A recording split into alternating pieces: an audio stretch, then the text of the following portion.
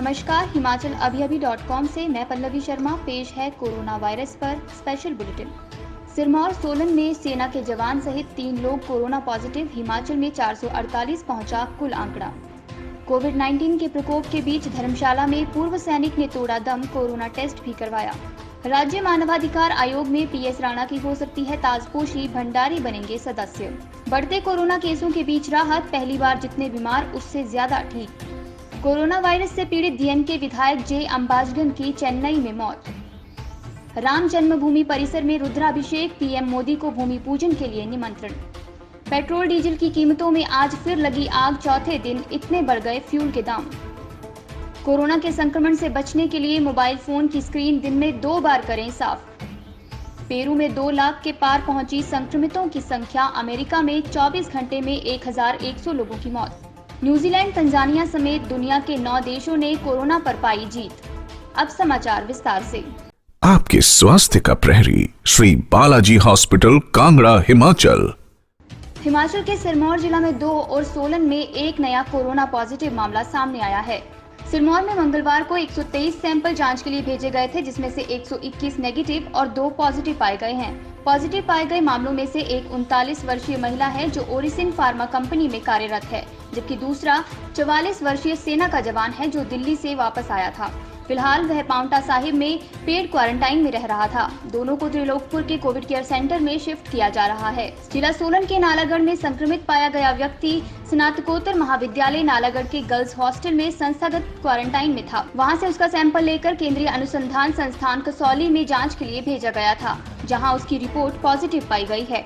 हिमाचल में कुल मामले 448 हो गए हैं। एक्टिव केस 187 हैं, वहीं 249 लोग ठीक हुए हैं। कोविड-19 के प्रकोप के बीच जोनल अस्पताल धर्मशाला में एक व्यक्ति की मौत हो गई है, जो कि पालमपुर उपमंडल के खैरा क्षेत्र से संबंध रखता है तथा पूर्व सैनिक बताया जा रहा है। इसे मंगलवार देर रात जोनल अस्पताल धर्मशाला में दाखिल किया गया था, जहां बुधवार सुबह उसकी मौत हो गई। संदिग्ध परिस्थितियों में हुई इस मौत के बाद स्वास्थ्य विभाग कोई ढिलाई नहीं बरतना चाहता और एहतियातन के तौर पर उसका कोरोना टेस्ट करवाया जा रहा है। सीएमओ कांगड़ा डॉक्टर गुरदर्शन गुप्ता ने मौत की पुष्टि करते हुए बताया कि पालमपुर उपमंडल का शख्स देर रात धर्मशाला अस्पताल पहुंचाया गया था, जहां उसकी मौत हो गई है। एहतियातन इस व्यक्ति का कोरोना सैंपल लिया गया है, जिसकी रिपोर्ट का इंतजार है। अनलॉक 1 के बीच जल्द ही राज्य मानवाधिकार आयोग के अध्यक्ष पर ताजपोशी होने वाली है। इस पद के लिए जस्टिस पीएस राणा के नाम पर सरकार की मूक सहमति बन चुकी है।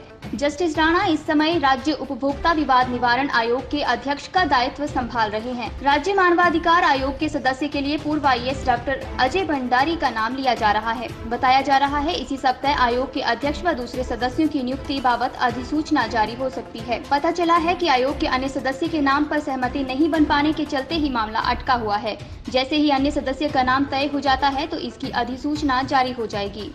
भारत में कोरोना वायरस महामारी के प्रकोप के बीच एक अच्छी खबर आई है। देश में पहली बार कोरोना ग्रस्त होकर ठीक हो चुके लोगों की संख्या एक्टिव केसेस से ज्यादा हो गई है। बुधवार सुबह केंद्रीय स्वास्थ्य मंत्रालय की ओर से जारी आंकड़ों के मुताबिक देश में कोविड-19 के कुल 1,33,632 एक्टिव केस हैं, जबकि अब तक 1,35,206 मरीजों का इलाज कर उन्हें अस्पताल से छुट्टी दी जा चुकी है।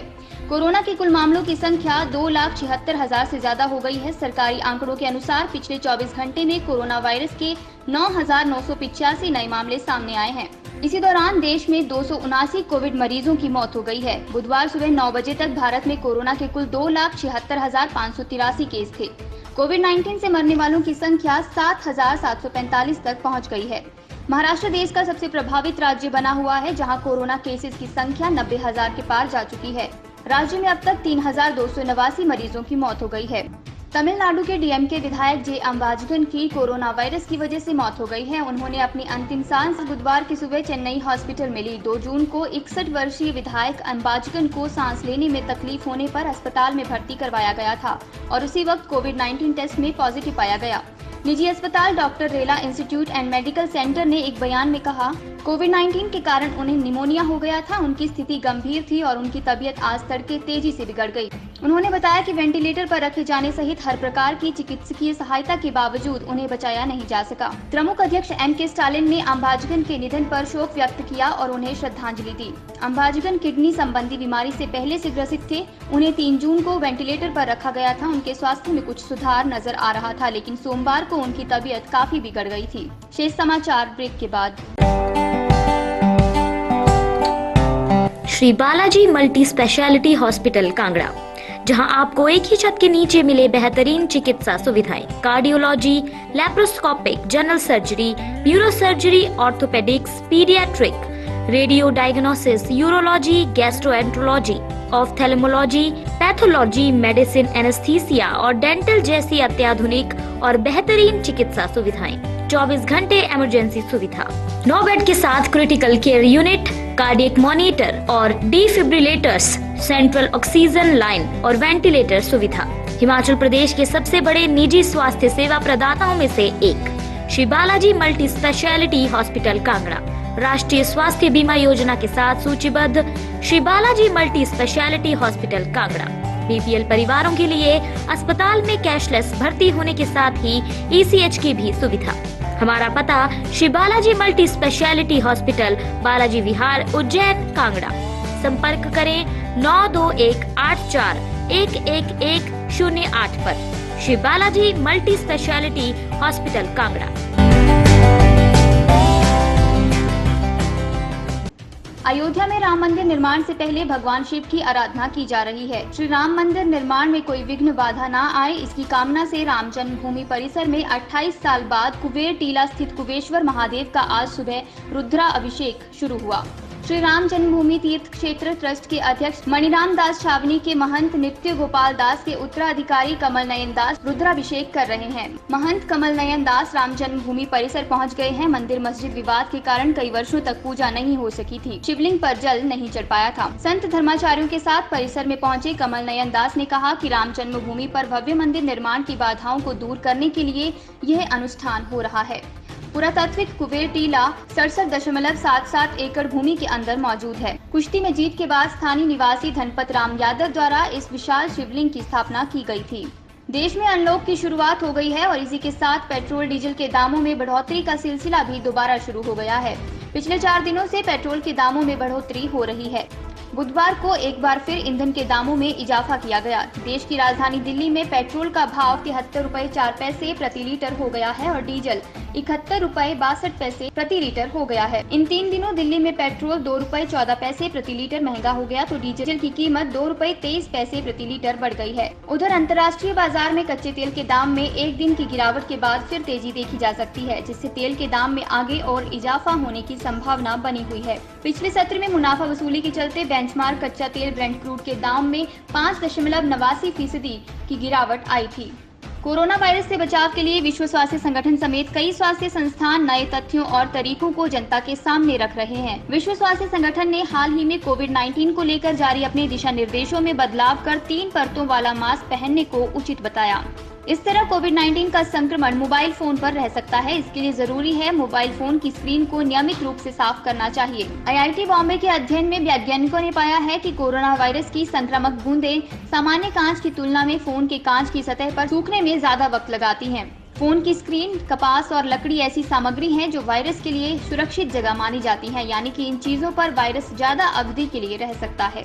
दुनिया भर के लोग कोरोना वायरस संकट से जूझ रहे हैं। वर्ल्डोमीटर के मुताबिक पूरी दुनिया में कोरोना से 4,13,000 से ज्यादा लोगों की मौत हो गई है और 73,18,000 से ज्यादा लोग संक्रमित हैं, जबकि 36,000 से ज्यादा लोगों ने कोरोना को मात दी है। वहीं सबसे ज्यादा प्रभावित देश अमेरिका में कोरोना से 1,14,000 से ज्यादा लोगों की मौत हो चुकी है और 20,45,000 से ज्यादा लोग संक्रमित हैं। अमेरिका में पिछले 24 घंटे में कोरोना संक्रमण की वजह से 1,100 लोगों की मौत हुई है।